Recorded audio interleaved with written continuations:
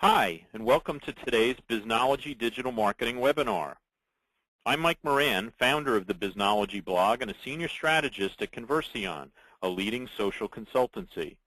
I'm also a co-author of Search Engine Marketing Inc., sole author of Do It Wrong Quickly, How the Web Changes the Old Marketing Rules, and a former IBM Distinguished Engineer. Today, you'll be hearing from Monique Maio, who will help you jumpstart your content marketing through better market segmentation. Before we start, we need to recognize our sponsors. Barn Raisers, a full-service digital and social media solutions company that builds brands using proven relationship principles and ROI. Gagalamp, empowering companies to amplify their social media content by leveraging employees, partners, and resellers. Try Gagalamp for free today. Meng, Marketing Executives Networking Group, New Jersey chapter. We aren't just about networking to land a great job. We're about staying current to grow in our careers. On-Demand CMO, marketing expertise on demand. Unison, the unagency, your secret weapon in the noisy world of 21st century brand communications. As we wait for more attendees to join, let me review the format of our webinar. Our Biznology webinars last just 30 minutes. You can easily fit them into your busy schedule. We record each webinar and we'll email you that link later this week. During our speaker's presentation, you can use GoToWebinar to ask a question. That orange arrow opens and closes your controls. If you have a question, simply type it into the box labeled Questions at any time during the event and press the Send button. I'll select a few questions at the end of our webinar and pose them to Monique. While we're waiting for our last few attendees to join, I'd like to remind you that the Biznology newsletter and blog are available for free at biznology.com. So if you're not already a subscriber, we hope that you'll sign up now. Thanks again to all of you for spending 30 minutes with us. We know how valuable your time is, so let's introduce today's speaker. Monique Maio is the founder of On-Demand CMO, a marketing consultancy that provides marketing expertise to companies needing strategic and tactical marketing services since 1998. So if you've ever struggled with improving your content marketing, this is the webinar for you. Monique, take it away. Thank you so much, Mike, for that warm introduction. Hello, everyone. I'm glad to be here and share with you some ideas about how to jumpstart your content marketing. Basically, what we're going to talk about today is making sure that our content marketing is segmented to the customers that we're serving. And part of the first thing I'm going to do, we should be on slide 6 now, Eileen. Just for those of you, we are having a little technical difficulty on my end, so we're going to have Eileen forward the slides. Let's go on to slide 7. Let's talk about who are our customers. Basically, the first thing about content marketing segmentation is to identify and ensure that we are looking at everybody who is a potential or current or future customer. End user customers, or is it a business-to-business customer? Are they technical? Are they creative, financial? What industries are they in? They can be in multiple industries, multiple vertical markets.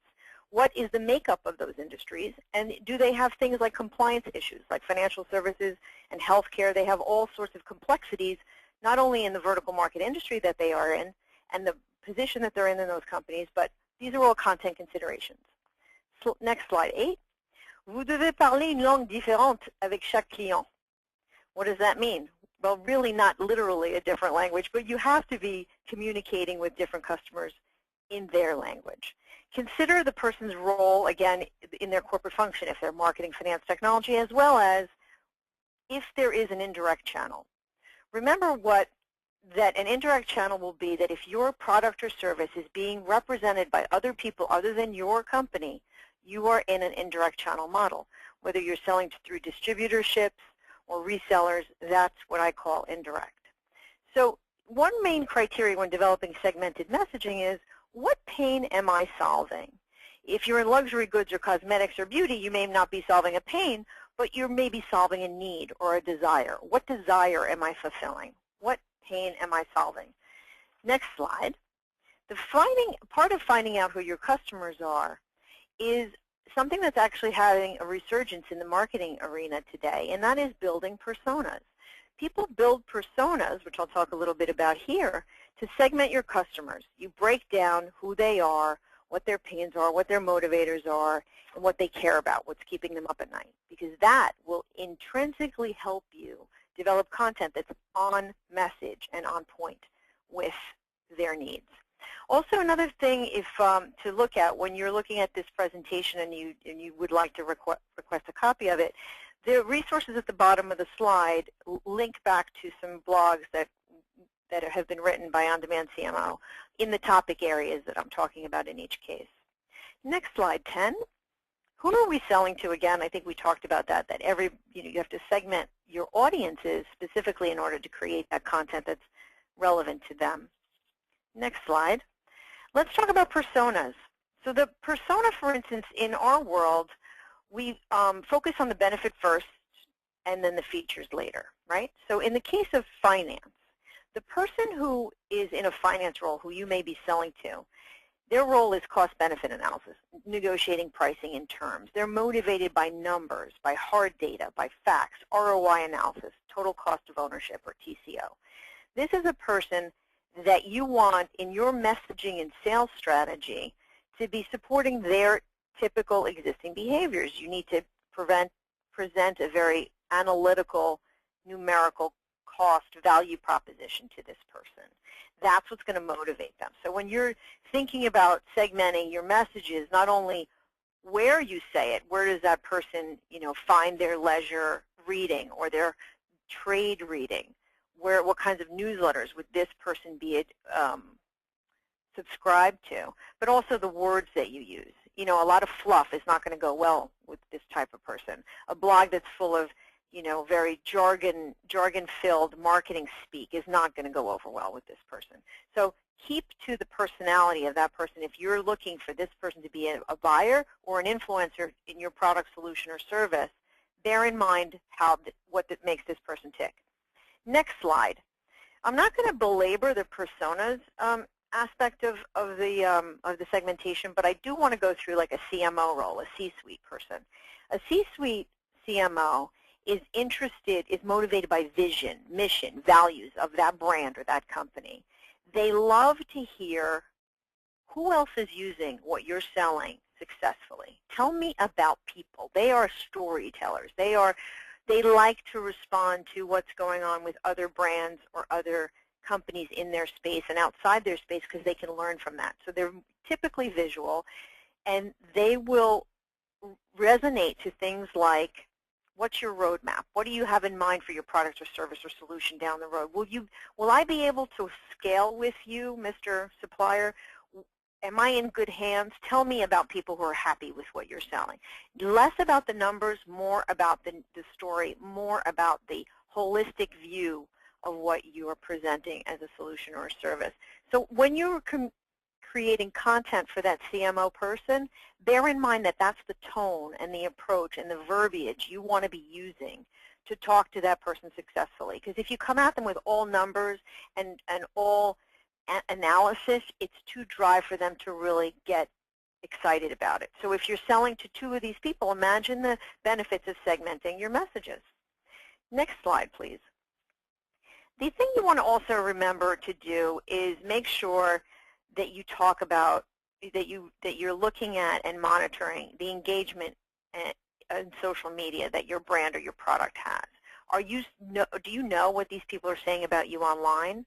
If you haven't already done it, Mike and I highly recommend Hootsuite as a tool to track all of your social media channels and what people are saying and how they're saying it and in what way they're saying it, so that you can respond appropriately in the language that we've just talked about is appropriate for that key audience.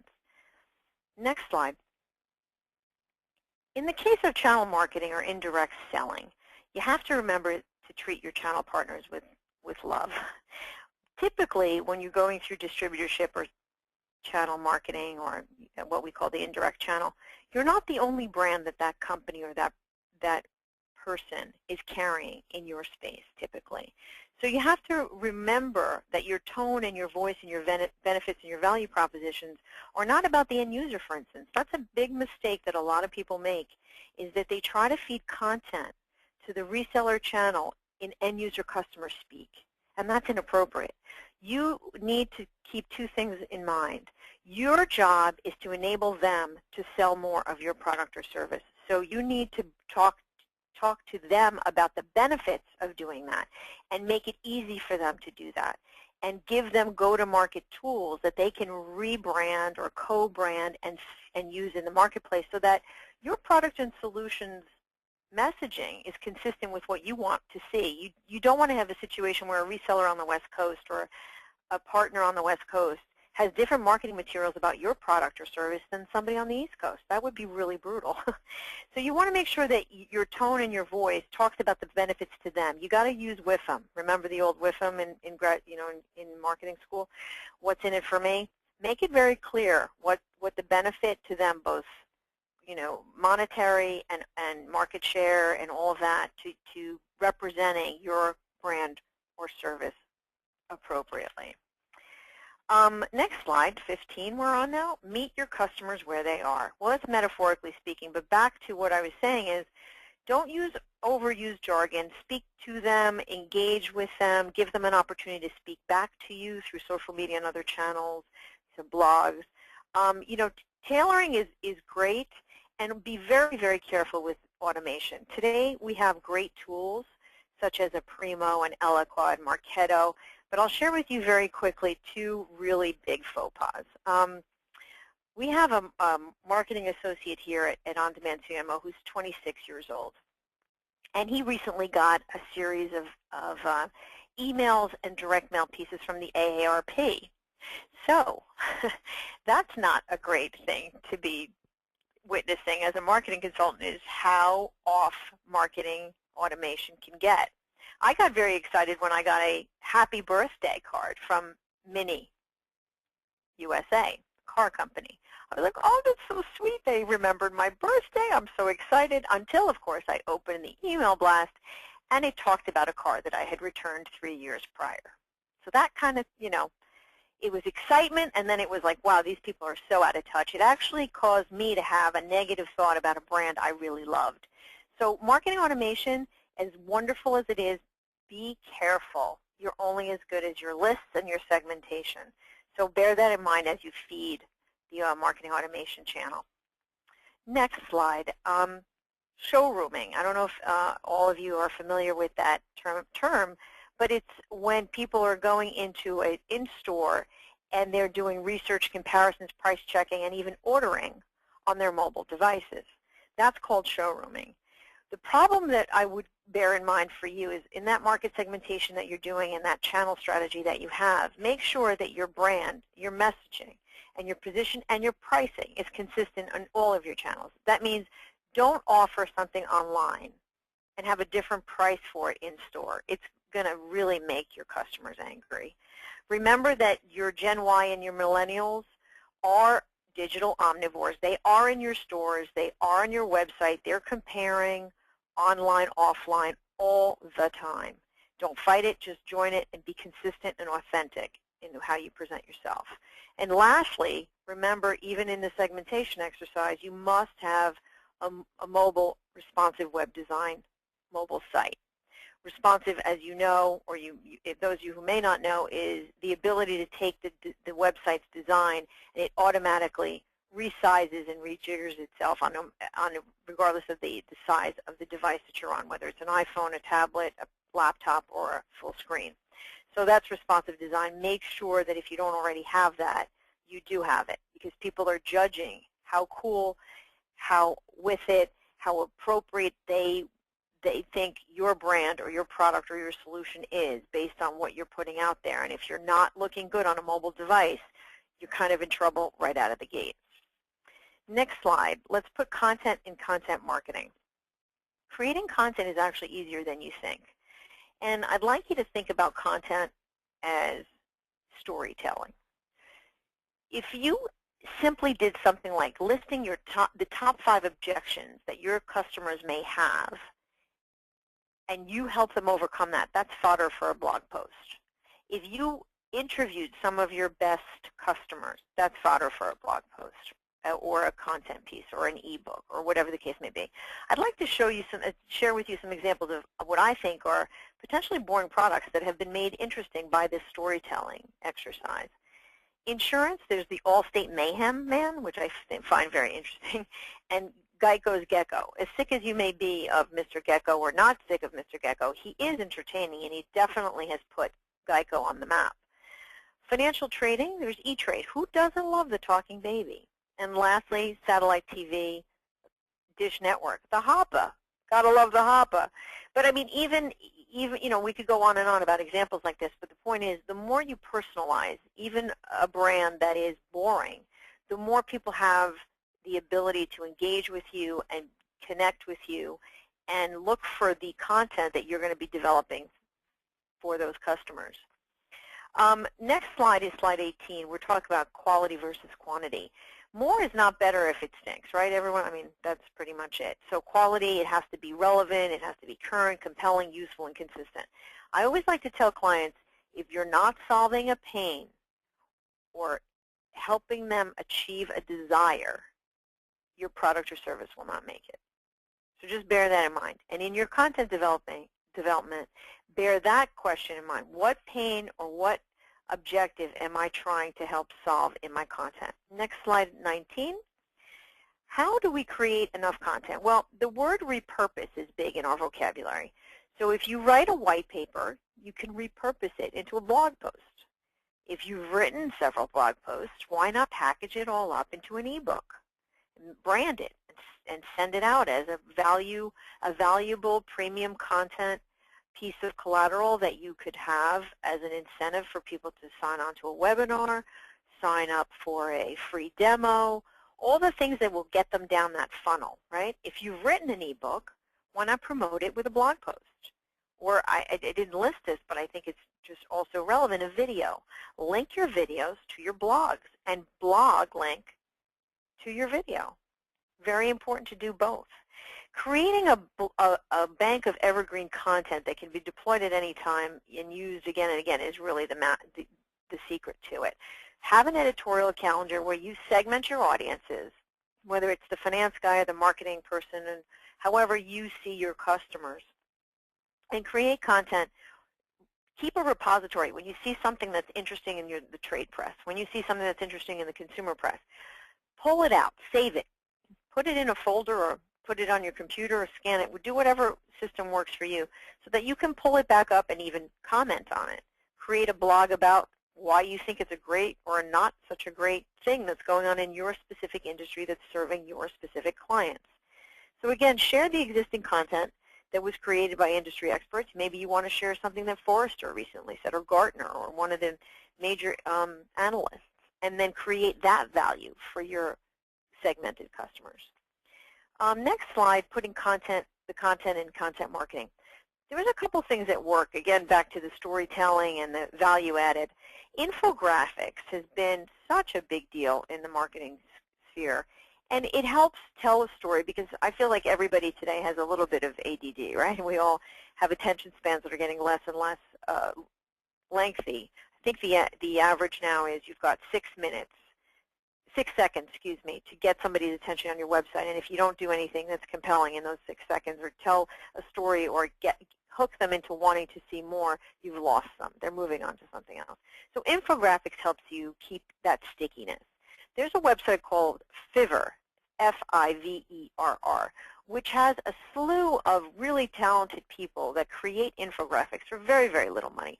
So if you have a story to tell that's complex, or you have something that you want to show, and we did an infographic for a supplement company that was showing the before and afters of taking this hair loss prevention supplement, and it was the left side was what you look like before, and the right side was what happens after you take the supplement. We've done it for technology clients that are trying to show what happens in a cloud services SaaS model solution, where the technology goes in and out of the network and so on, or the cloud.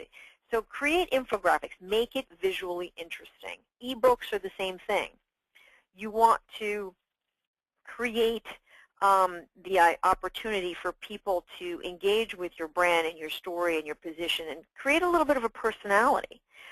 Videos are another effective way to create a repository of assets. Think about it. You know the expression of a picture is worth 1,000 words. Well, how many words do you think a video is worth?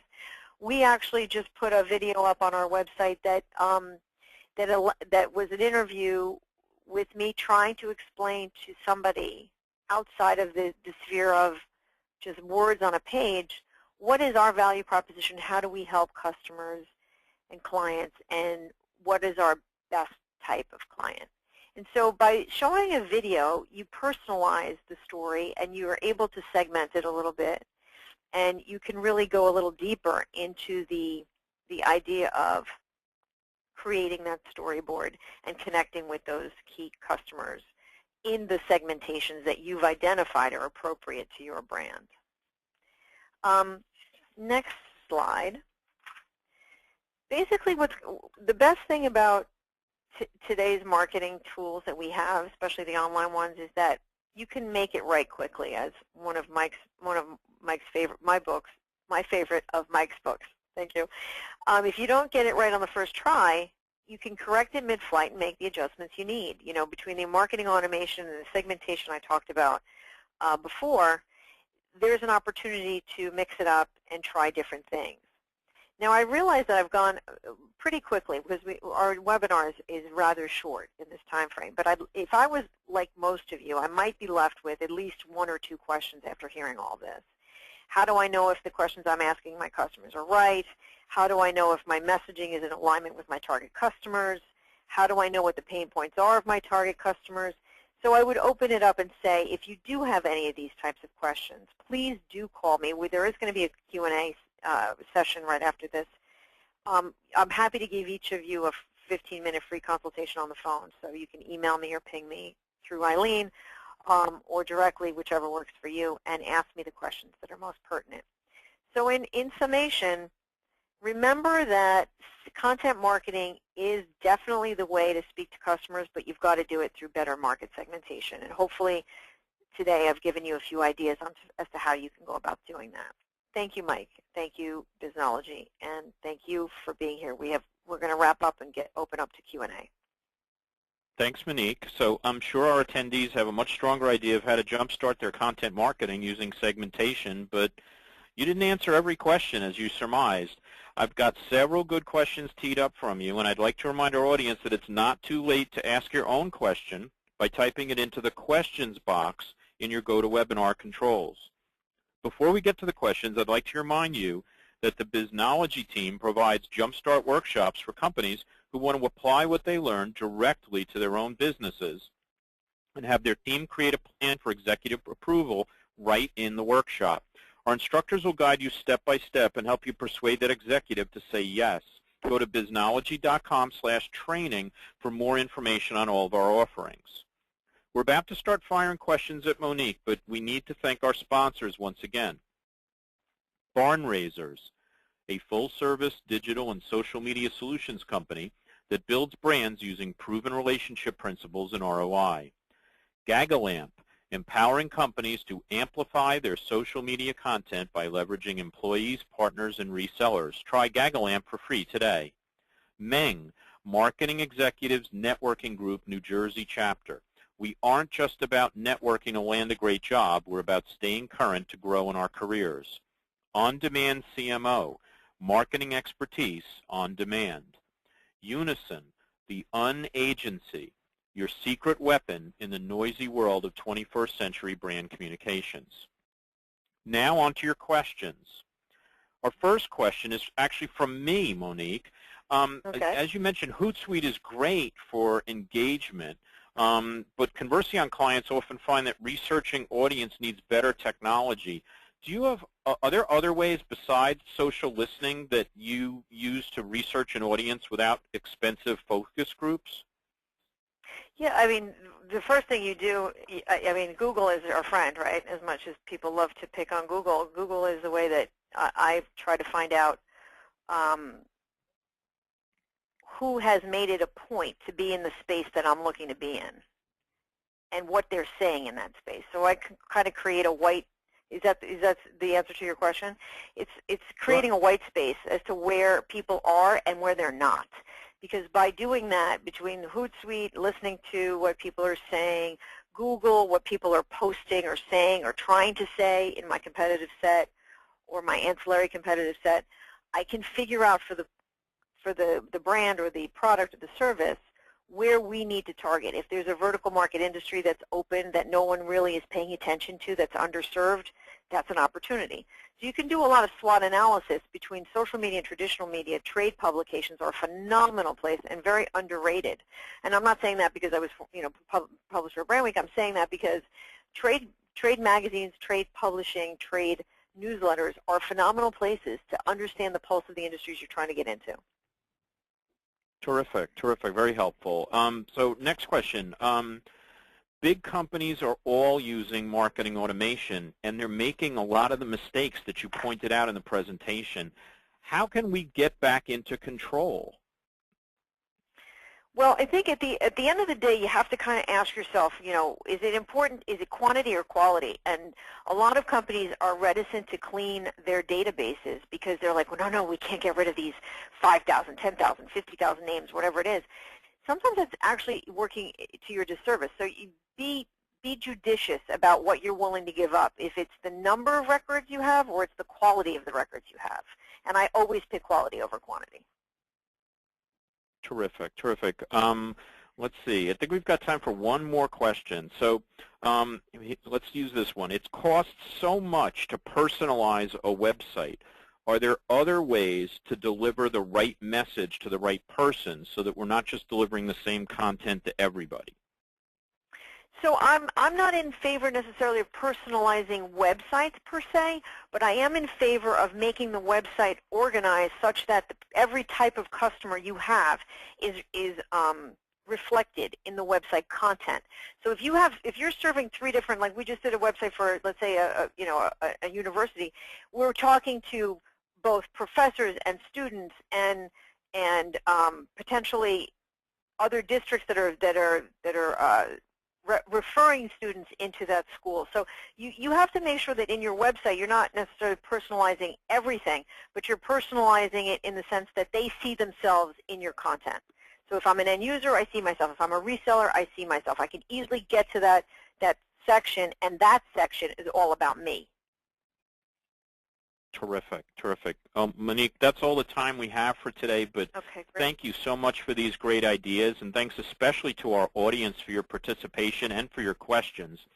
If any of you had questions that we did not have time to answer, you can email your questions to Eileen, that's E-I-L-E-E-N, at MikeMoranGroup.com, and she'll be sure to get them to Monique for the answer.